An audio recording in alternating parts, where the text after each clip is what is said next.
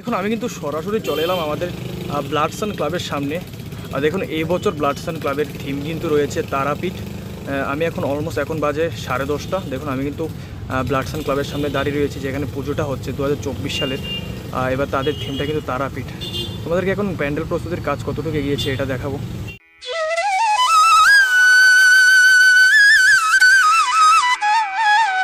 তাদের কিন্তু এই বছরের যে পুজোটা হচ্ছে এটা কিন্তু একটি মাঠে।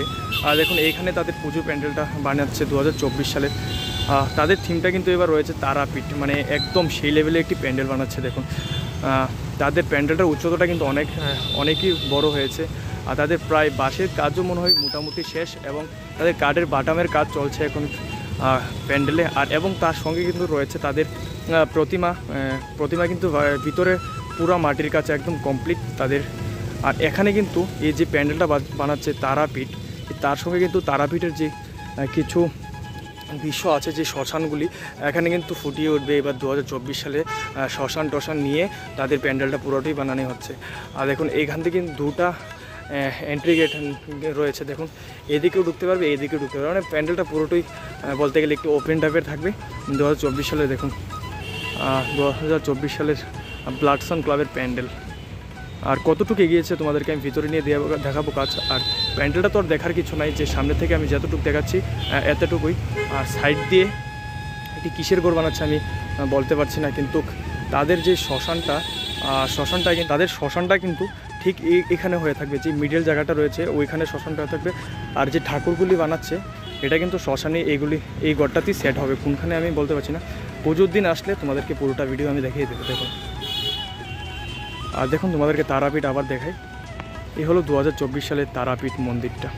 এখন কিন্তু আমি ভিতরে যাব, যে প্রতিমা প্রস্তুতি কতটুকু এগিয়েছে দেখব, আর ভিতরের কাজ কতটুকু এগিয়েছে প্যান্ডেল প্রস্তুতির দেখব। তো চলো আমি কিন্তু এখন সরাসরি ভিতরে চলে এসেছি। দেখুন আর ভিতরে এসে দেখি যে মায়ের যে অপূর্ব রূপ, এটা কিন্তু একদম মোটামুটি কমপ্লিট, মাটির কাজ পুরোটি কমপ্লিট। দেখুন মা কিন্তু এবার প্রজাপতির রূপে এখানে ধারণ করছে। দেখুন ব্লাড সান ক্লাবে।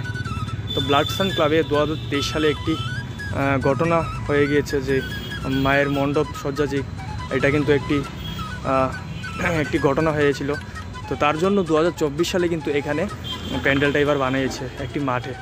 দেখুন তাদের প্রতিমাটা কত অপূর্ব হচ্ছে। দেখুন ভাই আমার তো দেখতে অসাধারণ লাগছে প্রতিমাটা। আমি তোমাদেরকে সামনে নিয়ে দেখাই যে প্রতিমাটা কীরকম হলো।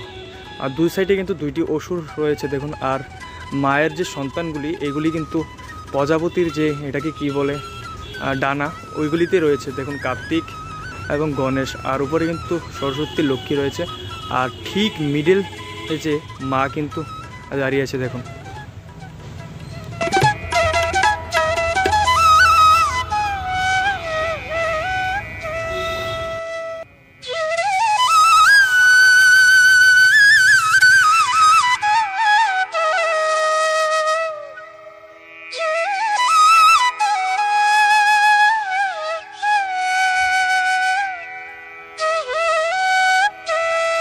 কিন্তু যে তারাপীঠের কিছু প্রতিমা থাকে, দেখুন প্রতিমা কিন্তু এখানে তৈরি হচ্ছে, যে শ্মশানঘাটে যে ঠাকুরটি বসে থাকে।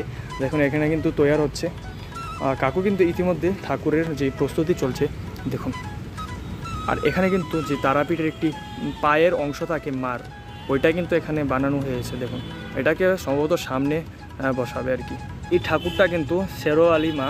আর দেখুন এখানে যে কটা ঠাকুর রয়েছে সবগুলি কিন্তু শ্মশানে যেই বসাবে, এই শ্মশানে যে বানাবে তারাপীঠের সামনে, এই শ্মশানে কিন্তু এগুলি সেট করা হবে। দেখুন এখানে কিন্তু একটি শিবলিঙ্গ দেখতে পাচ্ছে। আর দেখুন এখানে কিন্তু যে কটা ঠাকুর রয়েছে এগুলির কিন্তু নাম আছে।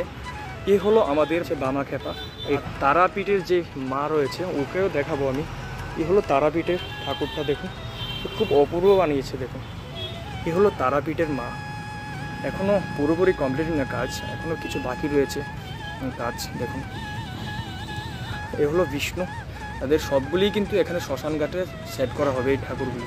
বিষ্ণুর সাথে কিন্তু জড়িয়ে আছে দেখুন আমাদের নন্দীটাও কিন্তু ওইখানেই বসাবে। আর এখানে মহাদেব এবং মহাদেবও কিন্তু বানানো হচ্ছে। এই সবগুলি ঠাকুরই কিন্তু এখানে সেট করা হবে ওই শ্মশানঘাটে।